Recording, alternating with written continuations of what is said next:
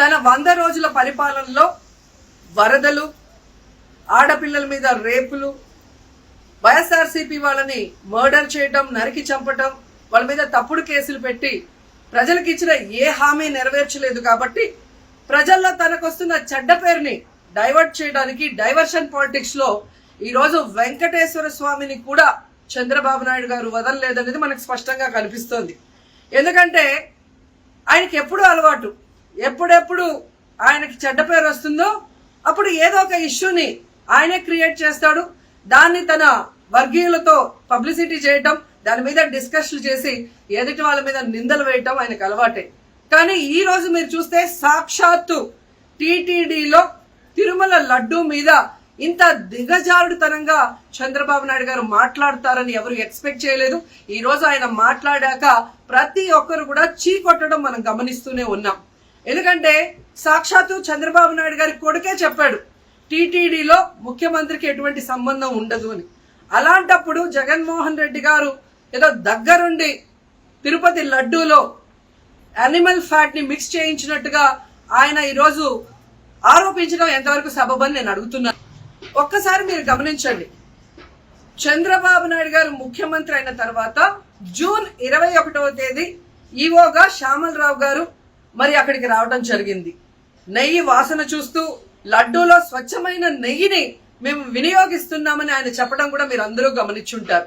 July 6వ తేదీ 12వ తేదీ 2 సార్లు ట్యాంకర్లది టెస్ట్ చేయడం జరిగింది.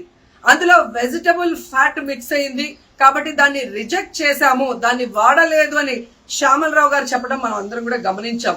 అలాంటిది 2 నెలల తర్వాత ఇప్పుడు చంద్రబాబు నాయుడు టీటీడీకి సంబంధించిన దాన్ని టీడీపీ ఆఫీసులో ప్రెస్ మీట్ పెట్టి ఇలా యానిమల్ ఫ్యాట్ కలిసింది అని ఒక నింద వేసినప్పుడు దాన్ని సమర్థిస్తూ మళ్ళీ శ్యామలరావు గారితో ప్రెషర్ పెట్టి ప్రెస్ మీట్ పెట్టించి ఎలా మాట్లాడిచ్చారో మీ అందరూ కూడా గమనించారు.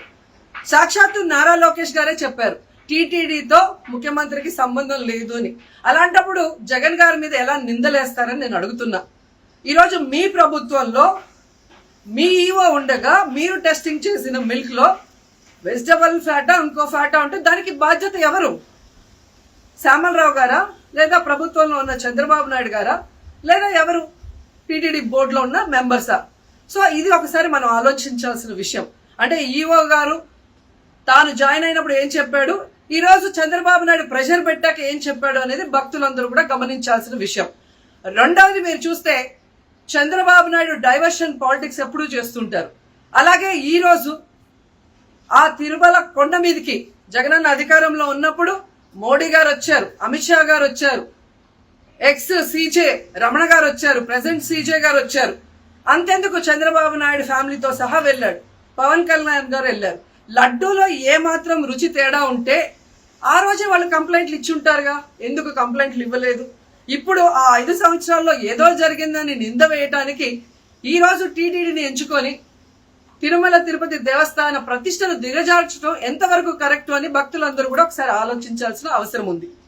అండ్ మూడవది, ఈ రోజు ఎవరైతే బీజేపీ నాయకులు కూడా మాట్లాడుతున్నారో వాళ్ళని నేను అడుగుతున్నా, ఇదే టీటీడీ బోర్డులో మెంబర్లుగా బీజేపీకి సంబంధించిన వాళ్ళు ఉన్నారు.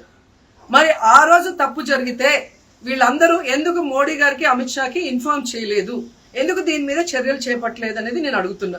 అలాగే ఈరోజు తెలుగుదేశం పార్టీ అధికార పార్టీలో ఉన్న వేమిరెడ్డి ప్రశాంతి గారు ఆ 5 సంవత్సరాల కాలంలో ఈ పర్చేసింగ్ కమిటీలో 5 సంవత్సరాలు ఉన్నారు. అలాగే ఇప్పుడు మంత్రిగా ఉన్న పార్థసారథి గారు కూడా పర్చేసింగ్ కమిటీలో ఉన్నారు. మరి వాళ్ళని విచారించండి, ఆ బోర్డు మెంబర్లందరినీ బయటకు వచ్చి మాట్లాడమని చెప్పండి, తప్పు జరిగిందా లేదా. ఈరోజు ఇంతమంది గొప్ప గొప్ప వాళ్ళు తిరుమలకు పోయి లడ్డు తిన్నా జరగని తప్పు వాళ్ళ పర్చేస్ కమిటీలో ఉన్న వాళ్ళు జనసేన పార్టీ తెలుగుదేశం పార్టీలో చేరిన వాళ్ళని మాట్లాడకుండా కేవలం జగన్ గారిని టార్గెట్ చేసి మాట్లాడటం చూస్తే రాజకీయ లబ్ధి కోసం తిరుమల పవిత్రను భ్రష్టు పట్టిస్తూ ఈరోజు చంద్రబాబు నాయుడు చేస్తున్న నీచ నికృష్ట రాజకీయాలు అందరూ కూడా గమనించి ఆ చంద్రబాబు నాయుడికి బుద్ధి చెప్పమని కోరుకుంటున్నా. ఇక ఫైనల్ గా తనని ఎవరో నమ్మరు అనుకున్నప్పుడు పవన్ కళ్యాణ్ గారిని ఫ్రేమ్ లోకి తీసుకురావడం చూస్తున్నాం. ఇది కూడా మనం అందరూ కూడా గమనించాలి. ఎందుకంటే ప్రాయశ్చిత్త దీక్ష చేస్తున్నానని పవన్ కళ్యాణ్ అంటున్నారు. ప్రాయశ్చిత్త దీక్ష ఎవరు చేస్తారు? తప్పు చేసిన వాళ్ళు చేస్తారు. అంటే చంద్రబాబు నాయుడు తప్పు చేశాడు, ఇది అబద్ధం, ఈ లడ్డూలో కల్తీ జరగలేదు, ఇది నాకెక్కడొచ్చి ఆ పాపం చుట్టుకుంటుందన్న భయంతో పవన్ కళ్యాణ్ ప్రాయశ్చిత్త దీక్ష చేస్తున్నారనేది ఈరోజు మాకు అందరికీ అర్థమవుతున్న విషయం. ఎందుకంటే ఈ రాష్ట్రంలో తిరుమల కొండ మీద 1000 కాళ్ల మండపాన్ని కొట్టేసింది చంద్రబాబు నాయుడు. దుర్గా గుడిలో క్షుద్ర పూజలు చేయించింది చంద్రబాబు నాయుడు. విజయవాడలో 25కు పైగా పవిత్రమైన దేవాలయాల్ని కూర్చింది చంద్రబాబు నాయుడు. పూజల్లో బూట్లు వేసుకొని పూజలు చేస్తూ అన్ని తొక్కేసింది చంద్రబాబు నాయుడు గారు. ఇలాంటి చంద్రబాబు నాయుడు కోసం ఎన్ని ప్రాయశ్చిత్త దీక్షలు చేసినా ఆయనైతే దేవుడు క్షమించడు, అలాగే హిందువులు కూడా చంద్రబాబు నాయుడిని క్షమించరు. ఆ పాపం నుంచి తప్పించుకోవడానికి పవన్ కళ్యాణ్ చేస్తున్న ఈ 11 రోజుల ప్రాయశ్చిత్త దీక్ష పవన్ కళ్యాణ్కి మాత్రమే పనికొస్తుంది. కాబట్టి ఇకనైనా తిరుమల తిరుపతి దేవస్థానాన్ని అడ్డం పెట్టుకొని జగనన్న మీద దుమ్మెత్తి పోసే కార్యక్రమాల్లో ప్రతిష్టగా దిగజారిస్తే తిరుపతి అమ్మాయిగా నేను ఊరుకునేది లేదని కూడా ఈ సందర్భంగా తెలియజేసుకుంటున్నాను. ఆ సాక్షాత్తు వెంకటేశ్వర స్వామి పలికించినట్టుగా వెంకటేశ్వర స్వామి తిరుపతి దేవస్థానం వెంకటేశ్వర స్వామి ప్రసాదాన్ని కూడా జగన్మోహన్ రెడ్డి కల్తీ చేశాడంటే ఒక్కసారి మనం అతని పలుకు ఆలోచన తీరు మనందరం కూడా అర్థం చేసుకోవాలి. వ్యాపారం అనేది వ్యాపారస్తులకి రాజకీయ నాయకుడికి డిఫరెన్స్ ఉంటుంది. మనోడు వ్యాపారవేత్త అయిన రాజకీయ నాయకుడు అనమాట. అందువల్ల ఎక్కడైనా వ్యాపారం చేద్దాం అనుకుంటాడు.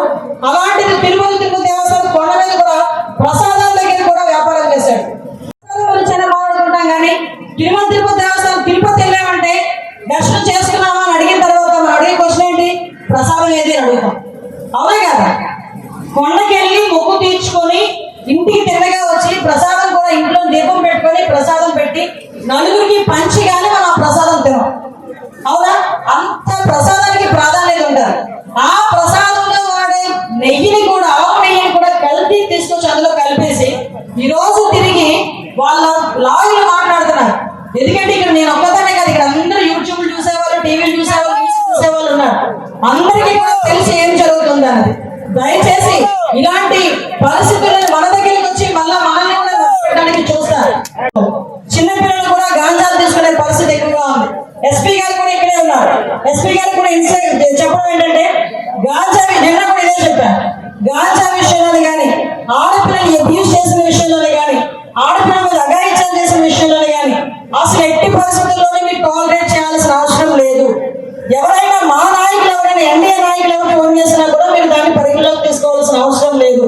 సభా వేదికగా ఆడపిల్లకి ఎక్కడ కూడా అన్యాయం జరగకూడదని ఇక్కడున్న పోలీస్ డిపార్ట్మెంట్ వాళ్ళని కూడా నేను కోరుకుంటూ గాంజా అరికట్టాల్సిందిగా వాళ్ళందరికీ కూడా మేమందరం కూడా విషయం చెప్తూ ఈ అవకాశం ఇచ్చిన మీ అందరికీ కూడా ప్రత్యేకంగా ధన్యవాదాలు, నమస్కారాలు తెలియజేసుకుని సెలవు తీసుకున్నానమ్మా. Thank you. రాష్ట్రంలో అభివృద్ధితో పాటు సంక్షేమాన్ని కూడా రావడమే